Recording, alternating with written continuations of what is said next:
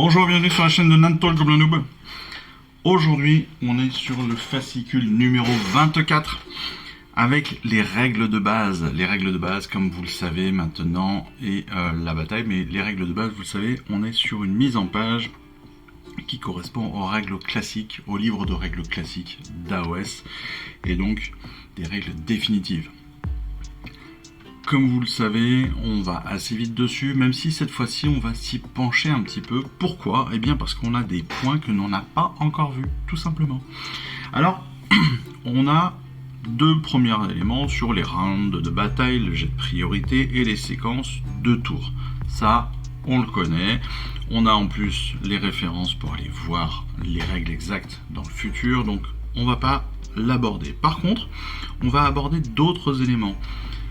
Les points de commandement. Point de commandement, c'est une règle qu'on n'avait pas encore vue.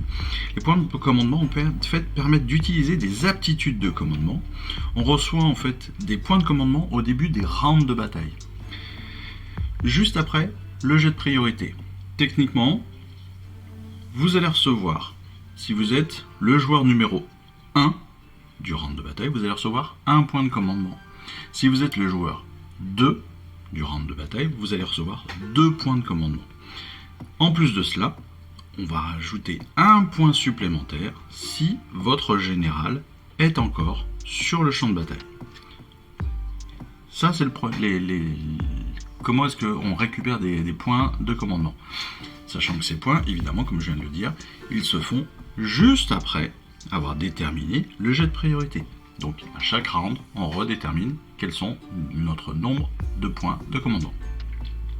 Comment est-ce qu'on utilise donc des aptitudes de commandement? Des aptitudes de commandement en fait se font en dépensant un point de commandement, tout simplement.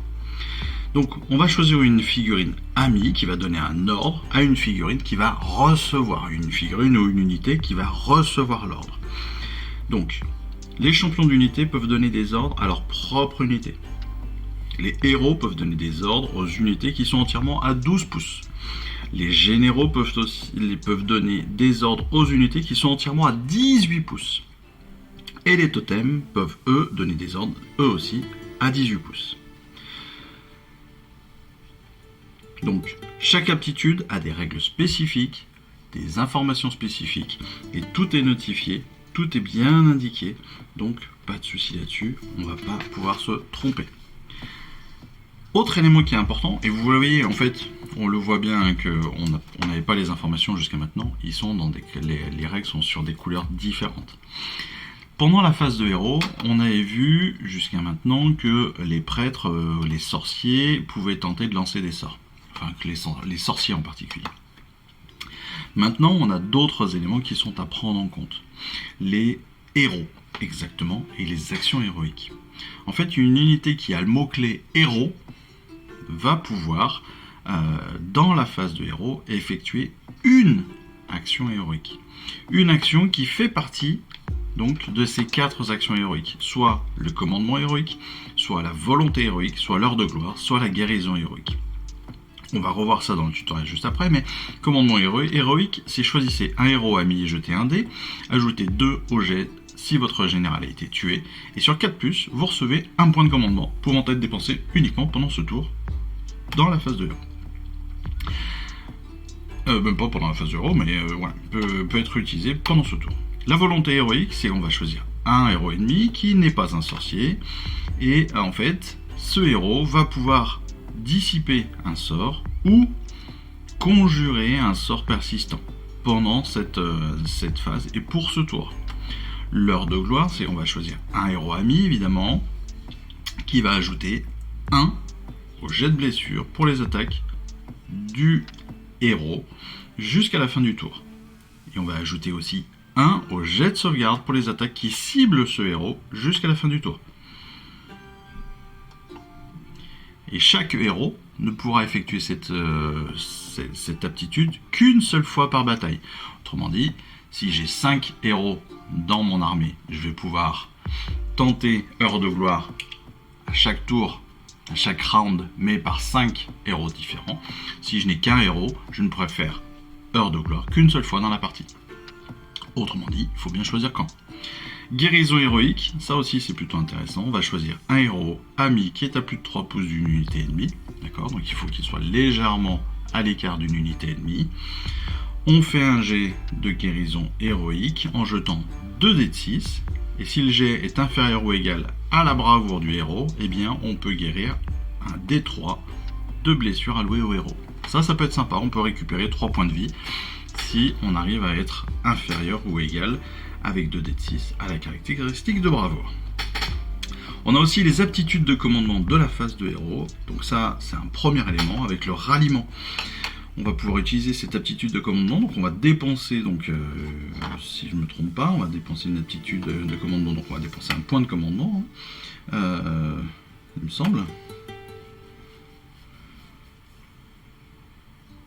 Je pense que c'est ça. Donc on peut utiliser cette aptitude de commandement, donc le ralliement, au début de la phase de héros. L'unité qui reçoit l'ordre doit être à plus de 3 pouces d'une unité ennemie.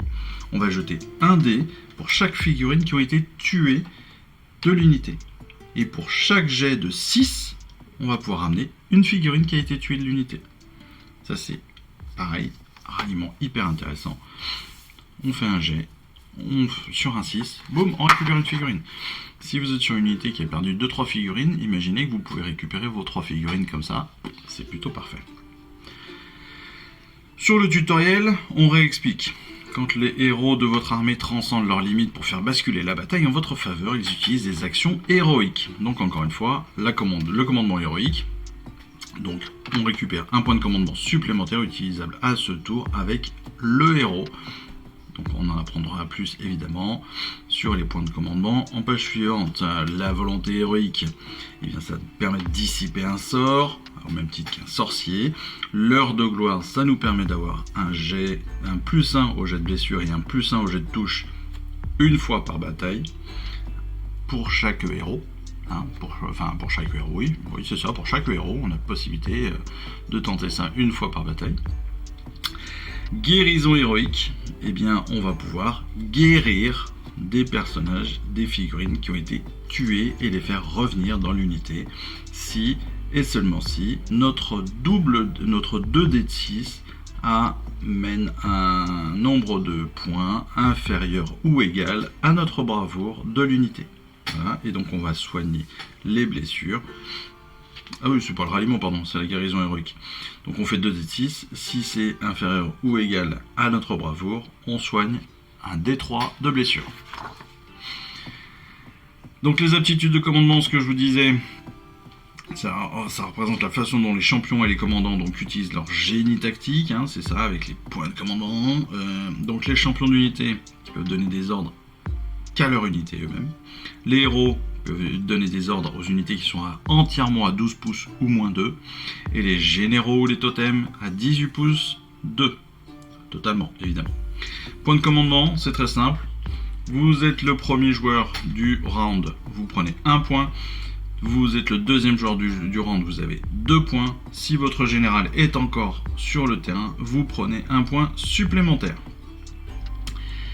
Le ralliement, je vous l'ai dit, c'est la première aptitude de commandement que l'on connaît, donc c'est le ralliement.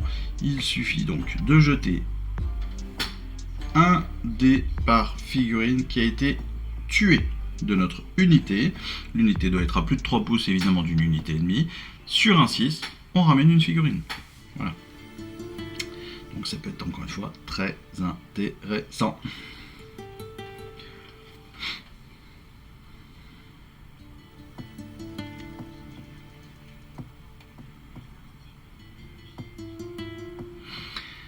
On passe ensuite à la charte d'unité Louvboss. La charte d'unité Louvboss, donc encore une fois, première figurine des Gloomspites. Donc vous voyez que moi je suis en train de la finir, la vidéo est sortie il y a peu de temps. Cette vidéo de peinture est sortie il y a peu de temps, je n'ai pas encore tout à fait fini la peinture, mais on en est vraiment pas loin. Il me reste quelques éléments sur le socle en particulier à finir, mais sinon ça devrait être assez rapidement verni. Le Louvboss, il a deux aptitudes. Il est armé d'un tranche-lune, il a un mouvement de 5 pouces, une sauvegarde à 4+, une bravoure de 5 et 5 blessures potentiels. Alors, les aptitudes. Rotor est mortel. Cette unité a une protection de 6+. Ça veut dire quoi? Ça veut dire que même touché, eh bien, sur un 6+, il pourra annuler des blessures. On le verra tout de suite dans le tutoriel. Deuxième aptitude. Mais non, frappez-les pour de bon.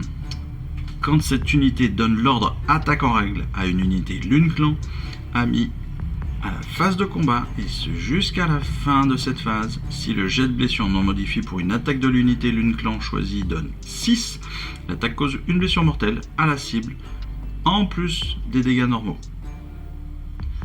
Ok. Alors là, le tutoriel va être sympa, mais vous allez voir que c'est là aussi pas mal efficace. Rotor immortel donc. Dans l'exemple, on a notre Louvre Boss qui est opposé à des Vindicteurs qui lui ont infligé donc 2 blessures normales et 2 blessures mortelles. Le joueur Cruel Boys donc lance alors 4 dés, une par blessure, et pour chaque résultat de 6, une des blessures est ignorée. Donc ici, pourquoi je dis une des blessures? Parce que dans le jet que l'on nous montre en exemple, il fait un seul 6 et donc il ignore une des 4 blessures, même s'il y a une blessure mortelle. Ça, c'est quand même génial. Voilà, techniquement, il aurait fait 4-6, il évitait les 4 blessures, même les mortelles. Parfait. C'est parfait. Mais non, frappez-les pour de bon. Alors, l'explication de cette règle.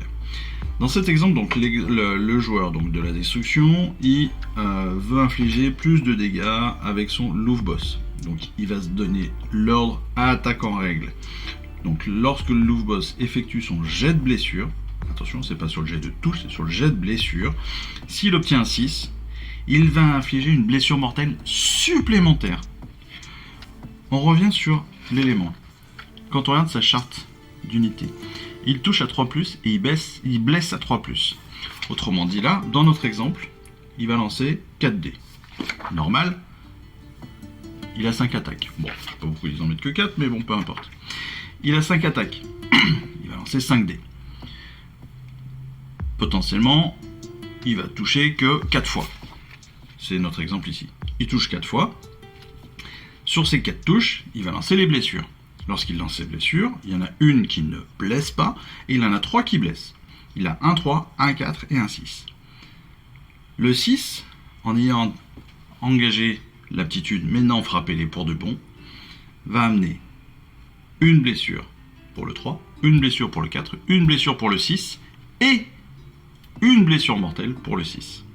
Autrement dit, 4 dégâts potentiels. Mais surtout, une blessure mortelle au milieu. Voilà, ça c'est hyper important. Ça aussi, c'est une aptitude qu'il faut bien comprendre, qu'il faut bien utiliser, qu'il faut surtout bien penser à utiliser. Parce que ça, on l'oubliera très très facilement et c'est clairement des points de vie qui peuvent être sauvegardés. La bataille rangée de la semaine, encore une fois, qui ne sera pas tournée pour l'instant. Peut-être tournée dans le futur, mais vous le savez maintenant, je ne réexplique plus le pourquoi du comment. Point dominant. Les ombres d'Ulgu perturbent au plus haut point la coordination des campagnes. Les éclaireurs des deux armées ont découvert une colonie où la magie est étrangement apaisée. L'endroit idéal pour bâtir une tour de guet. S'en emparer conférerait un énorme avantage stratégique. Des forces d'élite dirigées par des champions ont été envoyées pour s'emparer du site. Lorsqu'un soldat tombe, un autre est mobilisé pour prendre sa place. L'échec n'est pas une option. Cette bataille rangée va opposer le Seigneur Aquilor, les 4 prétors et 5 Vindictors, le Louvre Boss, 3 embrocheurs, 10 éventreurs et 10 égorgeurs. Là encore une fois, on utilise les 2 plans de bataille que nous avons, les 2 tapis de bataille, avec un déploiement qui va se faire sur les coins opposés, sur les grandes longueurs.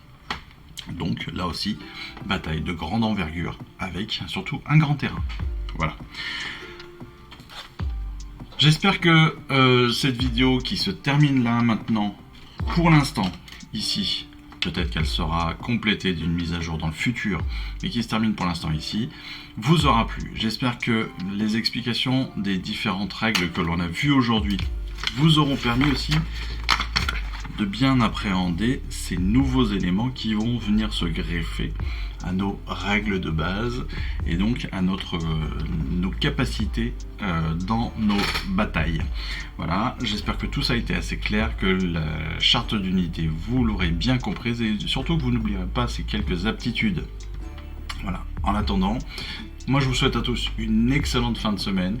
Je vous dis surtout à très vite. Et puis il me reste plus qu'à vous dire à très vite. Hein, allez, je vous embrasse. Ciao, bye bye. Je vous remercie d'avoir suivi cette vidéo. Si ça vous a plu, eh bien abonnez-vous, lâchez un petit like et un commentaire et suivez-moi sur Instagram. Instagram où je poste régulièrement des photos de mes dernières réalisations et dernières peintures. Et puis comme il est maintenant de tradition sur la chaîne, je vous souhaite une excellente fin de journée et surtout, lisez bien, collectionnez bien, assemblez bien, peignez bien et jouez bien. Allez, je vous embrasse et puis je vous dis à très vite. Allez, ciao, bye bye.